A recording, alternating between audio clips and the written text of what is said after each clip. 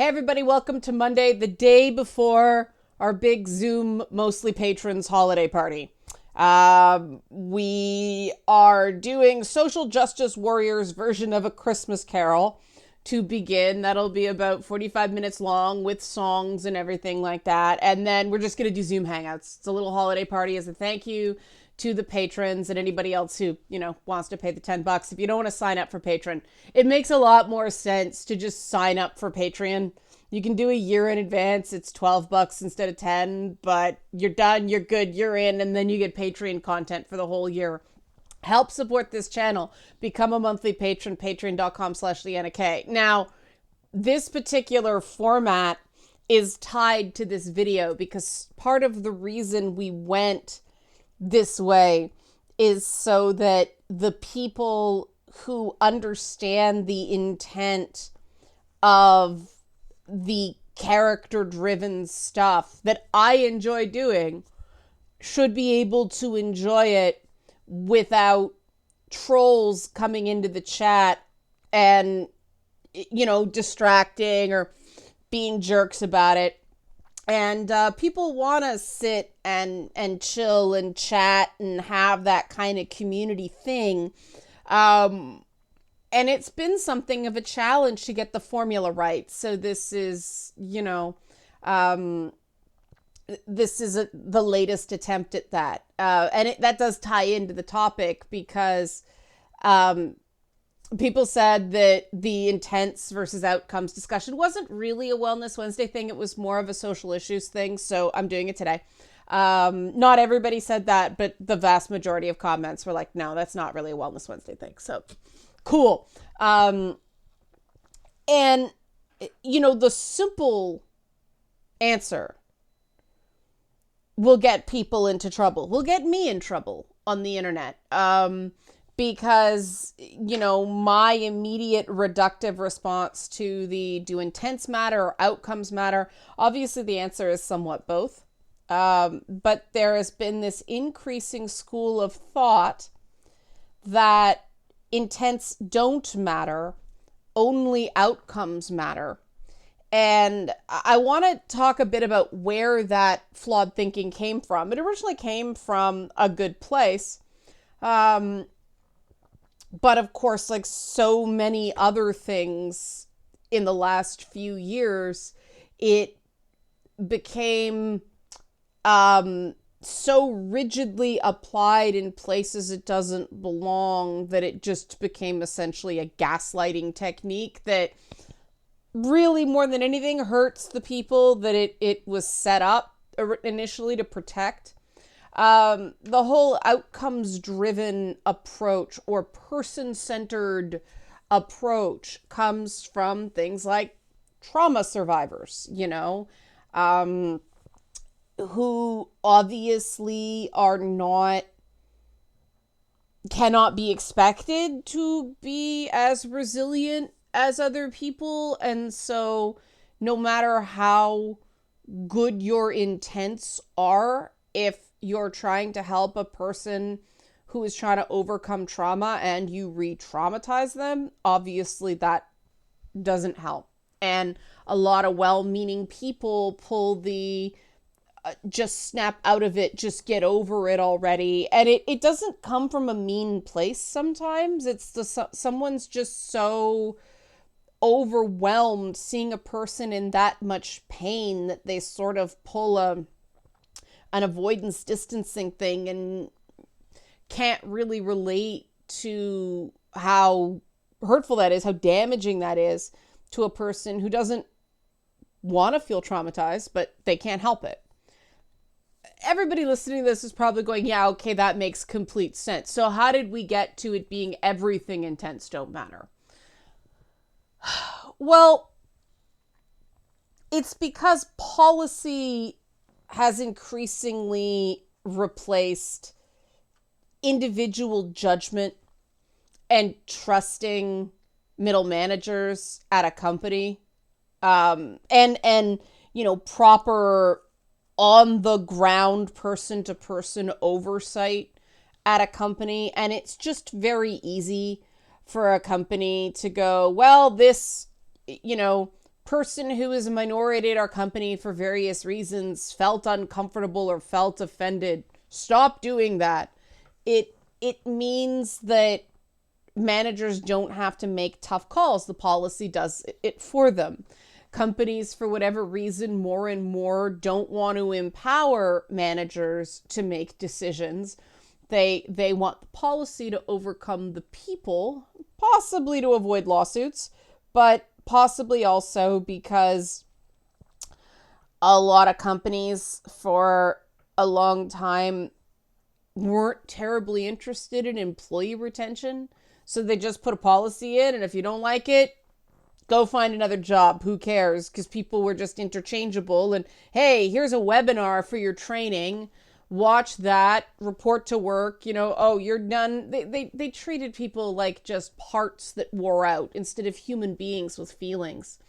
And this has, obviously, colleges and universities are some of the worst offenders for this. Unfortunately, too many colleges want the appearance of them doing the right thing instead of actually doing the right thing for various reasons. And I mean, some of it is ideological, some of it is just really cynical politics, some of it is keeping a donor base happy, so on and so forth. But that, because, that has fueled so much of the political activism that has taken over social media, this has obviously informed what's going on online now.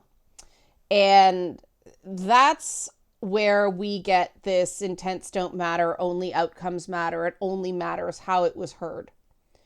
And the truth is, both things matter.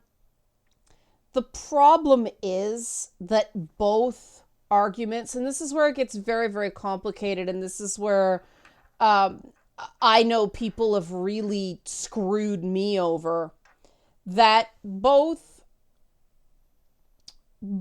arguments, intents matter and outcomes matter, used manipulatively, can be used to gaslight and smear someone.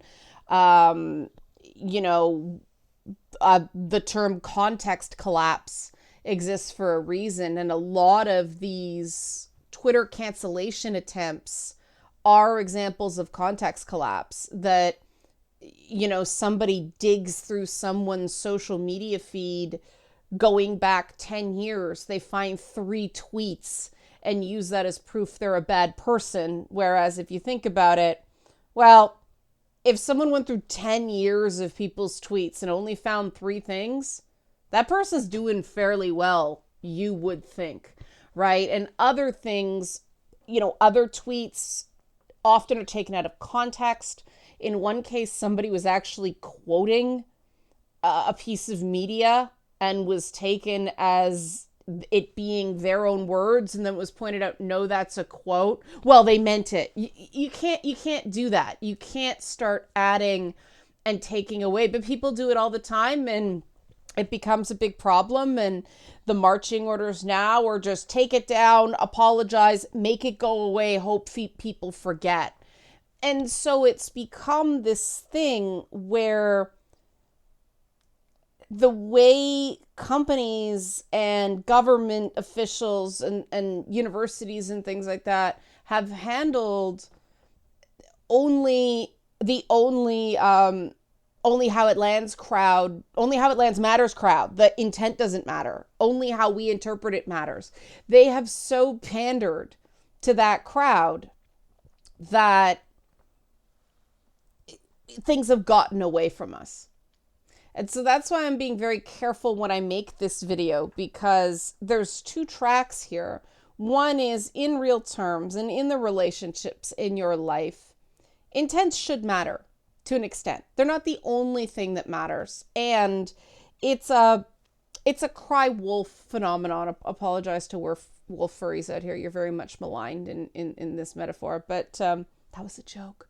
The fact that I have to say that was a joke because people don't get that I'm joking when I say things like that really irritates me. One of the big casualties of these intents don't matter things is the way it has impacted humor.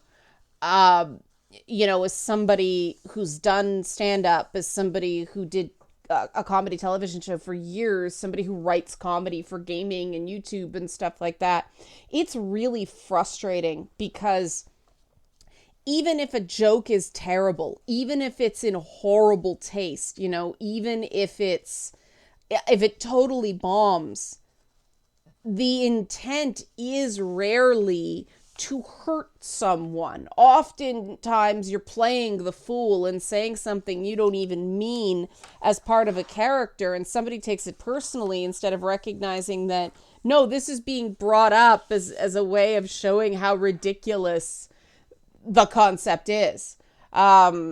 Making fun of the mindset.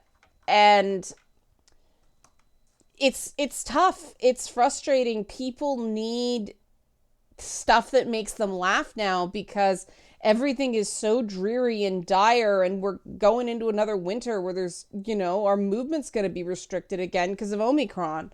The virus that sounds like a transformer.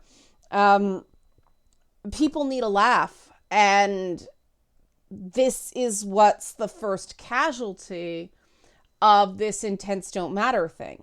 I'm pretty defensive of comedy. I don't mind people writing opinion pieces that talk about the potential harm of the attitude advocated by a given piece of media. I think it's good to inform people that, while you're laughing and finding that funny, here's something you should know.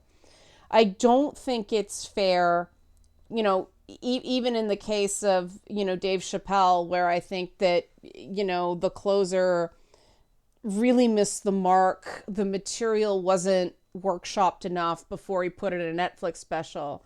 His intent was still ostensibly to do comedy. I think he was kind of taken after George Carlin.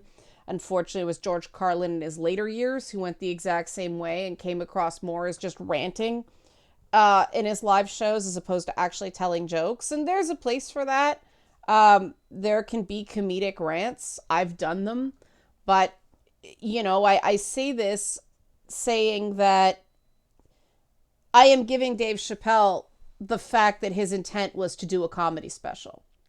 Just because I didn't find it funny, I'm not going to make it into something it's not. And I'm not going to make it into anything but an attempt to entertain his particular audience and who he thinks they are, and doing what he thinks is funny. I hope he listens to some of the people that were hurt by that special. But here's where intents get murky, right? His intent was to do something that he considered entertaining to a Netflix audience that opts in to the comedy, right? Everybody kind of knows where Dave Chappelle's at in terms of cancel culture and the alphabets, as he calls them. I guess I should include myself in that. But you sort of know what you're getting with him now going in. I'm sure that was part of his calculation in doing what he did. But thanks to the internet, it doesn't stay there, right? People don't get to opt in freely, because then the hot take pieces appear and then it trends on Twitter, and you click on it going, oh, why is Dave Chappelle trending? Oh, he said what? And you're getting the worst parts of it right there. Boom. Context collapse. Even though I maintain context didn't help him much in this case, but people don't have the same opportunity to avoid this stuff because it's being pushed right in their face, right? So what's the intent of writing these hot take pieces? Is it really to inform people? because who's really going to read articles like that? For the most part, there are some I think are very well done and very well argued, and I shared a few of those because I thought they were fair to him and they weren't Dave Chappelle's a terrible person. It's here's the nuance of this. But a lot of them were just grandstanding for clicks. Dave Chappelle's a terrible person. He needs to stop. He needs to go away. All that stuff didn't really add anything. And this is where I have fallen off with opinion writing. This is why I'm really struggling with content on this channel right now, is I don't want to do that. I know it brings in traffic. I know people like, it's called the commentary community now.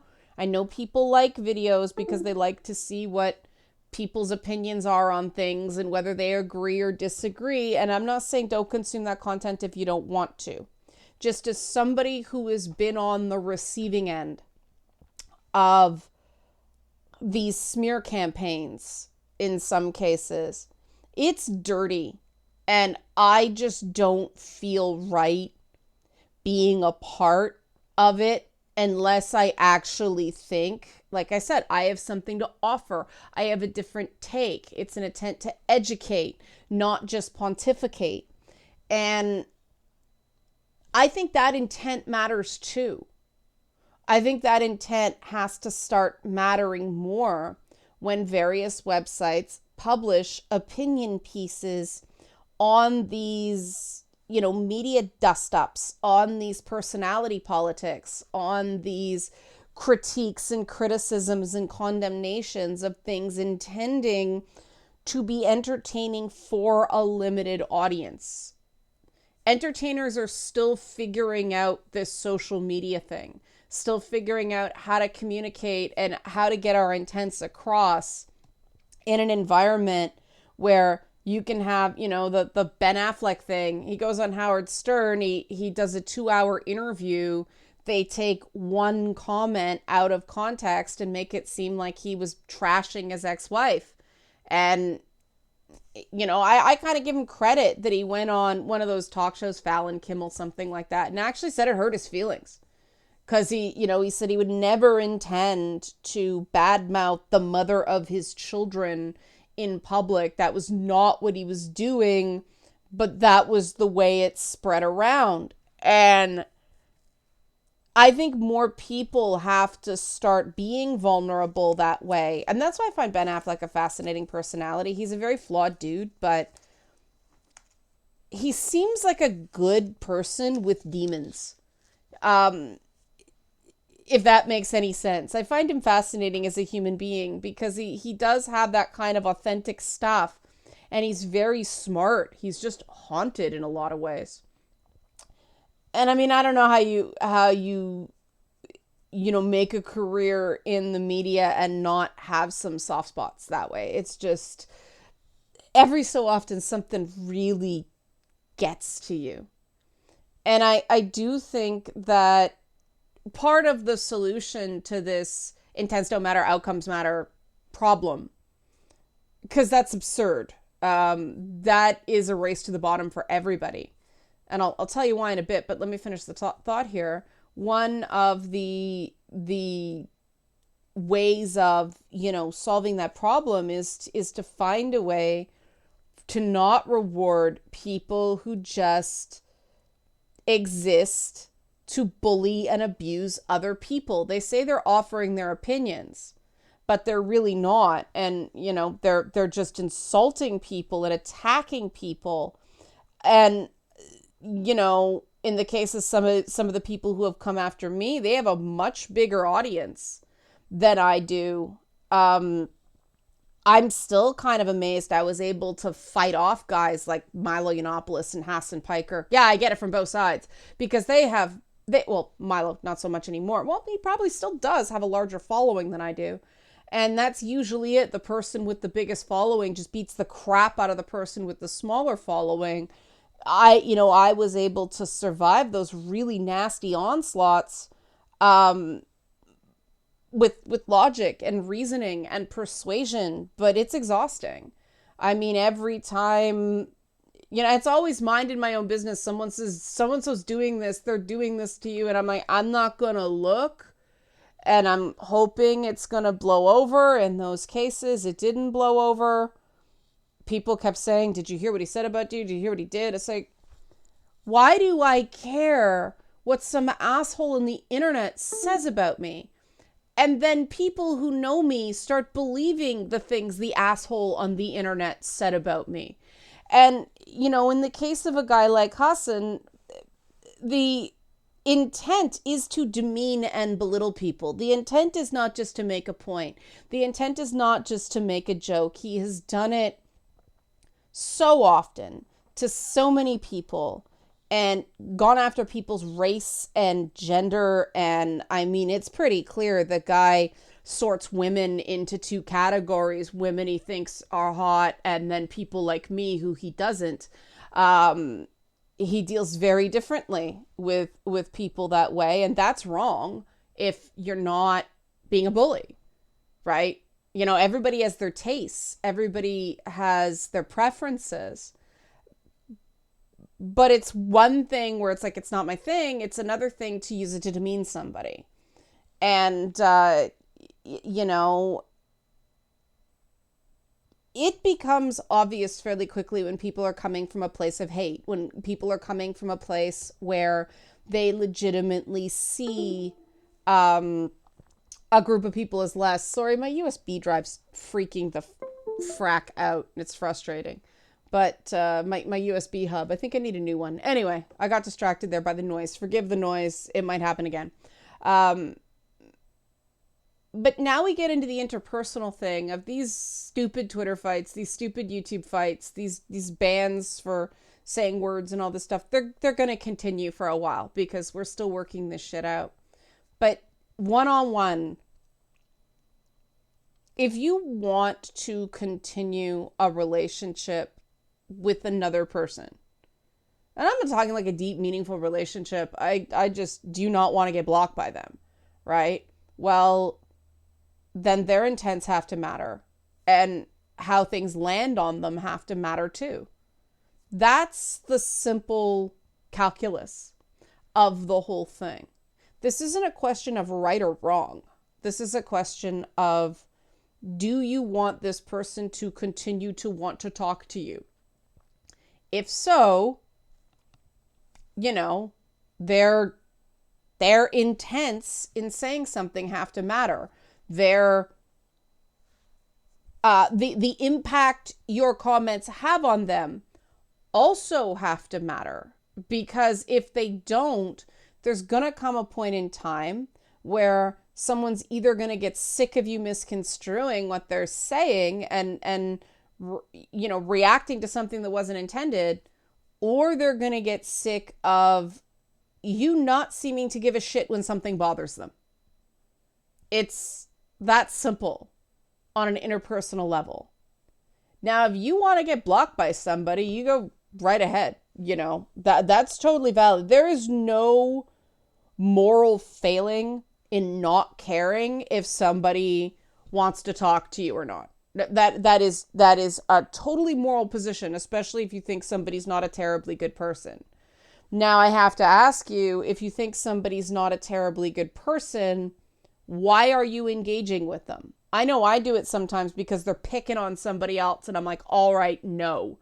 You're going to get somebody your own size here, or at least closer to your own size. I cannot stand bullies. They make me see red. Is this the best thing? Probably not. Has it cost me? Yeah, probably. Is it tactically the smartest thing to leap in so often? Probably not. But it just makes me see red. I cannot stand bullies. Because bullying works if people don't do something about it. The entire dynamic of bullying is one person has more power in a specific area than another person, and they use that power to make them miserable. That's bullying, because otherwise they can't do it. They get shut down.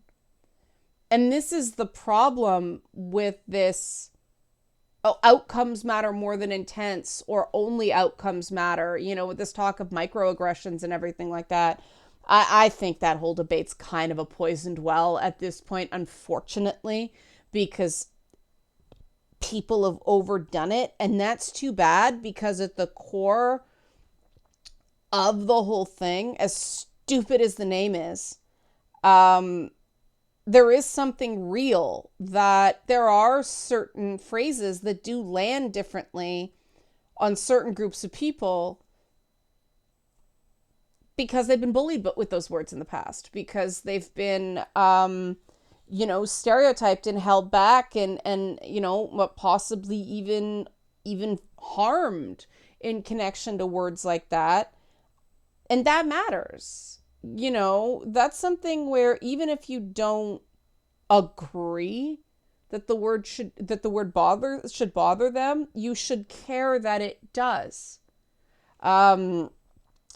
There's a lot of things I don't quite understand why people get so upset about it, but I care that they're upset. Part of the reason I inquire and go, is this something worth getting upset about? Because I feel for the person that they are upset. And, if they're getting upset unnecessarily, I don't want that for them. There's too much upset. There's too much bad feelings in the world. We need more good feelings and fewer bad feelings. But sometimes when you start from a position of, oh, that's just being too sensitive, and then you bother to talk to the person about why something lands sideways or lands badly on them, you give them a chance to explain, sometimes the explanation will make sense. And, sometimes it's just associated with somebody who is really terrible to me, use that term. I don't want to hear it. It's a reminder of the abuse. Well, that inherently is not something you're going to understand because you weren't there for that, but you can understand that you don't understand and just respect that with that person. Now, try to understand that a person's memory is only so long, and a person can only remember so many places that are, counterintuitive of you're not supposed to say because of some personal experience. So you have to use those terms. You have to play those cards sparingly if you want people to actually remember and make the adjustment and not just get lost in too many rules. But then, of course, there are people who use the only outcomes matter as a way to control other people. And those people are insidious, and those are people who have, ruined the whole concept of, sometimes bigotry, sometimes belittling can be really subtle to the untrained ear. There are good reasons why, say, a Black person would be sensitive to being called articulate. There are reasons that Hispanic people don't like the term Latinx. I mean, talk about something that was intended as a PC term and is actually quite a microaggression. And this is why I don't like the term microaggression. There's nothing micro about that. Somebody created a term that is in opposition to the way Spanish is constructed as a language and forced it on people who didn't want it and didn't like it. The reason I say Hispanic is that's the one the majority of people of that group prefer. So I use it. If somebody self-refers to, if somebody refers to themselves as Latino or Latina or Latin or whatever, I'll listen and pick up on that and use the term they prefer. But I've never actually had anybody have a problem with Hispanic personally. I'm sure it'll happen. But there are the same way kind of African Canadian didn't catch on up here because most Black people in Canada less and less now because of the immigrant waves, but for the longest time, they were more likely to come from the Caribbean. So Afro-Caribbean is what they prefer instead of Africa. Like, I'm not from Africa. And some people like, I'm black. I was born in Canada. I've never been to the Caribbean. I've never been to Africa. Black, please. And these are fine conversations to have. They should not be ones that start off with a charge. But they do, because so many people hold this cudgel, this weaponized language over people, and people are sick of it. And that's why I believe the term microaggression is terrible, because there's nothing small about using a term that someone doesn't like or is likely to not like. There's nothing small about that. You're being a jerk. You're being an asshole. There's nothing around that. That is not cool. You are intending to make someone a little bit miserable doing that. And if you have no idea the word bothers somebody, if you've never encountered this before, there's no intent to be aggressive. And aggressive is an active thing. Some people aren't aware how aggressive they're being, but you actually have to commit an action to be aggressive. It is not a passive thing. It is not something that just happens. It's not, when you're kind of first waking up and you fart, you don't mean to, but everybody's done it. And sometimes it's really loud. It's not that, okay? There is a certain thing you are doing. There is an active element that is being perceived or actually is unduly aggressive. And aggression is not always bad, right? That's the other problem. Sometimes aggression is warranted. We're criminalizing aggression, which is another problem that plays into a lot of stereotypes about minorities in a really, really nasty way.